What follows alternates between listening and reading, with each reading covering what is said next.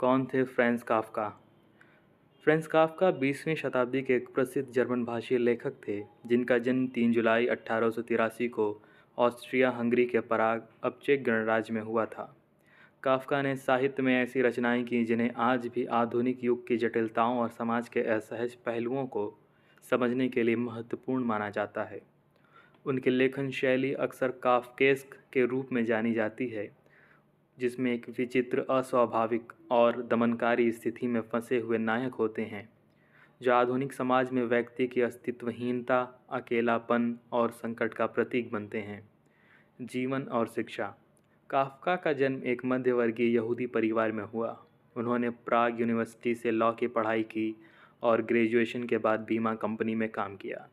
उनकी नौकरी के कारण वे अपने लेखन कार्य के लिए समय नहीं निकाल पाते थे, लेकिन रात में या छुट्टियों में वे अपनी कहानियाँ लिखते थे। प्रमुख कृतियाँ।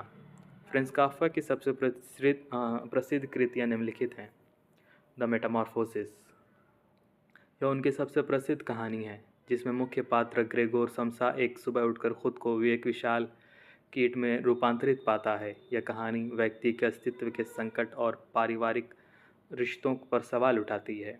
द ट्रायल, यह उपन्यास एक ऐसे व्यक्ति की कहानी है जिसे बिना किसी स्पष्ट कारण के गिरफ्तार किया जाता है और एक अजीबोगरीब कानूनी प्रक्रिया से गुजरना पड़ता है। यह उपन्यास न्यायिक प्रणाली और समाज के नियमों की असंगति पर प्रकाश डालता है। द कैसल, यह एक अधूरी रचना है जिसमें एक भूमि सर्वेक्षक का वर्णन है जो एक रहस्यमयी किले तक पहुंचने की कोशिश करता है लेकिन कभी नहीं पहुंच पाता। यह उपन्यास प्रशासनिक शक्तियों और बेजान सिस्टम के खिलाफ व्यक्ति की निराशा का चित्रण करता है। थीम्स और शैली। काफ्का के कार्यों में बौद्धिक, दार्शनिक और मनोवैज्ञानिक दृष्टिकोणों का समावेश होता है। उनकी कहानियों में अजनबीपन, अस्तित्ववाद और नौकरशाही की दमनकारी ताकतों का उल्लेख मिलता है। उनके नायक अक्सर एक कठिन और दुर्गम दुनिया में फंसे होते हैं जो असहाय होते हुए भी संघर्ष करते रहते हैं। यह उनके साहित्य का एक केंद्रीय पहलू है। प्रभाव। काफ्का का लेखन उनके जीवन काल में बहुत लोकप्रिय नहीं हुआ, लेकिन उनकी मृत्यु के बाद उन्हें विशेष पहचान मिली। उन्होंने अपने दोस्त मैक्स ब्रॉड को अपनी अप्रकाशित रचनाओं को नष्ट करने का निर्देश दिया था, लेकिन ब्रॉड ने इसे प्रकाशित कर दिया। आज काफ्का को अस्तित्ववादी साहित्य के अग्रणी लेखकों में से एक माना जाता है और उनके विचारों का व्यापक प्रभाव साहित्य, कला और फिल्मों पर पड़ा है। मृत्यु।